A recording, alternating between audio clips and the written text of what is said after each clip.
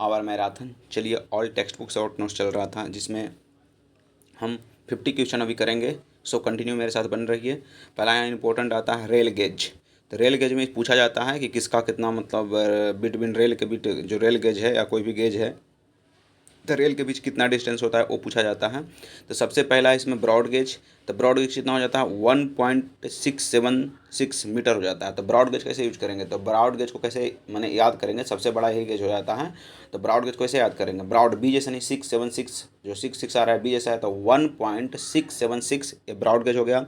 Metre gauge, metre जैसे M जैसा सीधा लंबा तो 1 मीटर का हो जाता है। नैरो गेज तो वो आ रहा है ना तो नैरो ऐसे याद कीजिए। तो 0.762 मीटर ये होता है नैरो गेज। तो नैरो गेज कितना होता है, नैरो गेज 0.762 मीटर ये होता है नैरो गेज। तो नैरो गेज 0.762 मीटर। तो याद कीजिए नैरो गेज कितना होता है 0.762 मीटर। ओके ना, ये नैरो गेज हो जाता है। लाइट गेज 610 वाला लाइट गेज तो 0.610 मीटर ये होता है लाइट गेज। स्टैंडर्ड गेज या तो दिल्ली मेट्रो के लिए 1.435 मीटर ये हो जाता है स्टैंडर्ड गेज, या तो दिल्ली मेट्रो गेज वाला स्टैंडर्ड गेज जो भी स्टैंडर्ड होते हैं ना तो स्टैंडर्ड गेज या तो दिल्ली मेट्रो वाला गेज 1.435 मीटर हो जाता है स्टैंडर्ड गेज या दिल्ली मेट्रो वाला तो 1.435।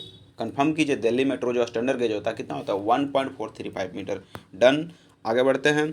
Factor affecting the duty irrigation water. Duty जानते हैं कि हेक्टर पर क्यूमिक हो जाता है तो A/Q हो जाता है। फार्मूला इसका जानते ही होंगे कि A/Q फार्मूला होता है जो हेक्टर पर क्यूमिक हो जाता है, फील्ड में ज़्यादा होता है। तो क्या क्या फैक्टर अफेक्ट करेगा ड्यूटी को याद कीजिए, ये स्टेटमेंट बेस्ड क्वेश्चन देता है। तो method and system of irrigation, बिल्कुल कैसे मेथड से आप करहा बना कर रहे हैं, डायरेक्ट पाइप डाल के कर रहे हैं, ए पर डिपेंड करेगा मेथड ऑफ इरीगेशन पे। फिर टाइप ऑफ क्रॉप, हाँ अगर भाई देवे पैडी होगा धान होगा तो ज़्यादा आपको देने पड़ेगा, अगर भाई देवे वही गेहूँ होगा तो कम देने पड़ेगा। तो टाइप्स ऑफ क्रॉप पर डिपेंड करता है। Quality of the irrigation water, किस क्वालिटी का वाटर इरीगेशन है उस पर भी डिपेंड करेगा। मेथड ऑफ कल्टीवेशन, कल्टीवेशन में कैसा मतलब आपका अर्थ है ज़मीन है वहाँ का उस पर डिपेंड करेगा। टाइम ऑफ इरीगेशन, किस टाइप का इरीगेशन है उस पर भी डिपेंड करेगा। कैनाल कंडीशन पे भी डिपेंड करेगा, अपर लेवल पे है या कि फिर लाइनिंग कैनाल है कि अनलाइन लाइनिंग कैंड है इस पर भी डिपेंड करेगा। ऑनलाइन कैनाल है कि लाइन कैनाल है उस पर डिपेंड करेगा। The climate condition these area, हाँ उस एरिया में कैसा है मतलब गर्म सीजन रहता है ठंडा रहता है वो क्लाइमेट कंडीशन पे।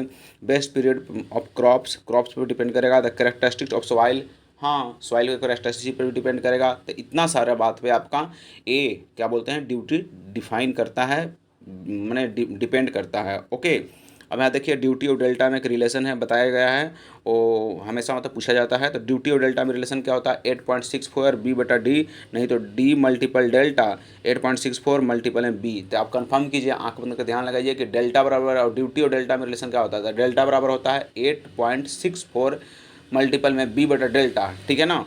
तो A मीटर में होता है और उसको चेंज करना होगा तो मीटर से सेंटीमीटर में करना ही होगा। तो मीटर में है ना, पहले मीटर में सेंटीमीटर में जाना है, छोटा में जाना है तो छोटा में जाना है, तो बड़ा से छोटा में जाना है तो गुना कर देंगे, ठीक है ना, गुना करेंगे। मिली सेंटी तो 10 से गुना कर देंगे। ओके, आगे बढ़ते हैं। आगे इसमें देखते हैं क्या है। अब कहा जा रहा है इस एंचरेंज वैल्यू ऑफ बेंटअप हुक। अगर भाई बेंटअप हुक का एंचरेंज वैल्यू पूछेगा आपसे तब पूछा जा रहा है कि अगर भाई एंचरेंज वैल्यू बेंटअप हुक पूछेगा तो 456/2000 के तहत nominal diameter of the bar, ये फाई जो होता है नॉमिनल डायमीटर ऑफ बार होता है। फाई क्या होता है nominal diameter of the bar होता है। इसमें हुक पूछ रहा है, एंचरेंज वैल्यू कह के हुक पूछ रहा है। ये हुक पूछेगा तो वो पूछता है कि एंगल दे देता है, उसमें क्रैंक लेंथ पूछता है। तो क्रैंक तो आगे देख लेंगे हम। तो इसमें हुक पूछ रहा है ना, तो 45 डिग्री से 45 बढ़ते जाता है, 45 से शुरू होता है 45 से बढ़ता है। तो 45 डिग्री, 45 दूनी का 90 डिग्री, 90 के बिना 135 डिग्री, 135 से बिना 180 डिग्री, बिल्कुल। तो 45 डिग्री 90 डिग्री, 45 के बाद सीधे 90, 45 डिग्री 90 डिग्री 135 डिग्री उसके बाद 180 डिग्री। कन्फर्म हुए। और उसके बाद 4 5, 45 डिग्री के 4 5, उसके बाद 4 बढ़ते जाइए 4 5, उसके बाद 8 5, 12 5, उसके बाद 16 5, इतना चलते रहता है एंचरेंज। तब यहाँ पे कंफर्म कीजिए एंचरेंज वैल्यू ऑफ बेंटअप हुक से 45 डिग्री हुआ, 90 डिग्री हुआ, 45 दूनी के 90, 135 डिग्री हुआ, 135 डिग्री फिर 180 डिग्री हो जाता है, ठीक है ना। तो हुक 4 5 से बढ़ते जाता है। तो 45 का तो 4 5 होता है जानते ही हैं। तो 4 5 हो गया, फिर 8 5 हो गया, 12 5 हुआ, 16 5 हो जाएगा। ओके, आगे बढ़ते हैं। अब कह रहा था X measure the adjustment of price level. Price level का रहा था इंडेक्सेशन मारना होगा गुड्स एंड सर्विस, उसका प्राइस डिफाइन करना है ना गुड्स एंड सर्विस है।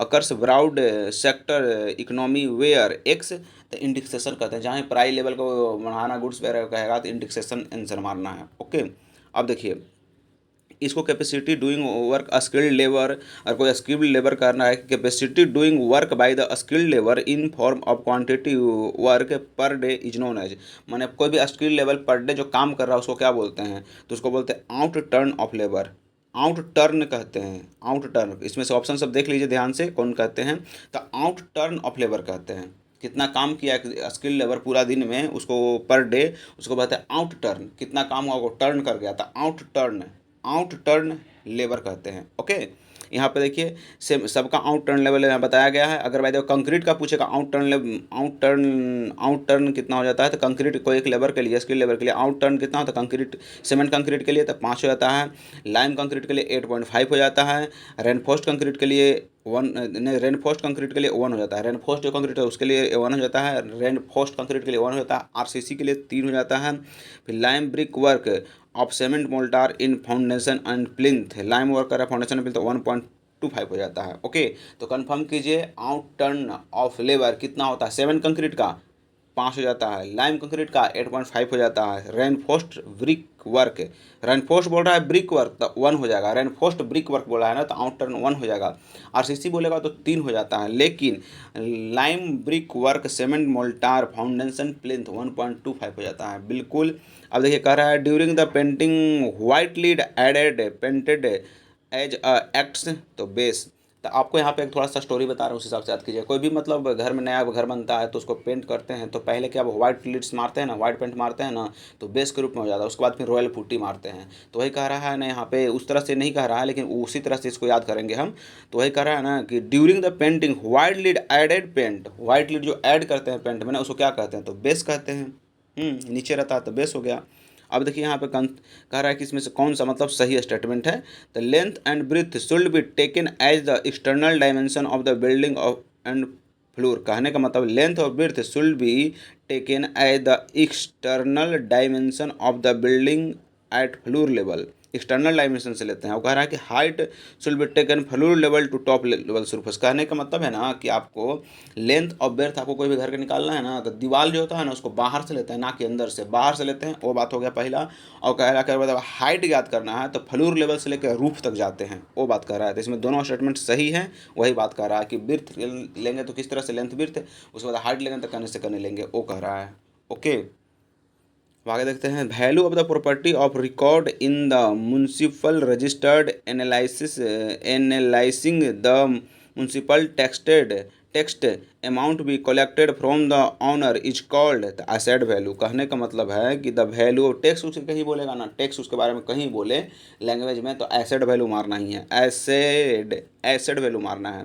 The property record the municipality registered analysing the municipal texted amount of the collector from the owner is called, owner से जो कलेक्ट करेगा उसको बोल रहे हैं, ऑनर से कलेक्ट करेंगे उसको वेसल्ड बोलते हैं। ठीक है, अब देखिए यहाँ पे एक सर्वे का इंपॉर्टेंट टॉपिक आ गया, उसको देखिए। करेक्शन ड्यू टू कर्वेचर पूछेगा, करेक्शन ड्यू टू रिफ्रैक्शन पूछेगा और फिर कंबाइंड पूछेगा। तीनों का फार्मूला आपको कंफर्म याद रहना चाहिए, माइनस प्लस भी याद रहना चाहिए। तो कर्वेचर का पूछेगा ना, तो कर्वेचर का d²/2r फार्मूला एक्ट हो जाता है और दूसरा फार्मूला हो जाता है 0.0785 d²। तो आंख बंद करके ध्यान लगाइए कि कोफिशिएंट ऑफ कर्वेचर का फार्मूला क्या होता है, तो d²/2r हो जाता है और दूसरा फार्मूला होता है 0.0785 d² हो जाता है, वो भी माइनस में हो जाता है। अब क्या है कर्वेचर ऑफ रिफ्रैक्शन का फार्मूला क्या होता है, तो कर्वेचर ऑफ रिफ्रैक्शन का फार्मूला जो होता है ना, curvature of coefficient of sorry correction due to curvature due to refraction जो होगा उसका formula curvature due to correction due to curvature का 1.7 टाइम्स हो जाता है, 1.7 टाइम्स हो जाता है। कर्वेचर ऑफ रिफ्रैक्शन जो होता है ना, कर्वेचर ऑफ करेक्शन का 1/7 टाइम्स हो जाता है। तो देखिए कर्वेचर ऑफ रिफ्रैक्शन का 1/7 टाइम्स होता है, तो d²/2r यहाँ लगा दीजिए, 7 टाइम्स हो जाएगा। तो कर्वेचर ऑफ रिफ्रैक्शन का फॉर्मूला होता है 1/7 d²/2r, 1/7 d²/2r, ये हो जाता है कोफिशिएंट ऑफ कर्वेचर रिफ्रैक्शन के लिए, कोफिशिएंट ऑफ कर्वेचर नहीं, कोफिशिएंट ऑफ रिफ्रैक्शन के लिए। ओके, कोफिशिएंट ऑफ रिफ्रैक्शन के लिए होता है 1/7 d²/2r।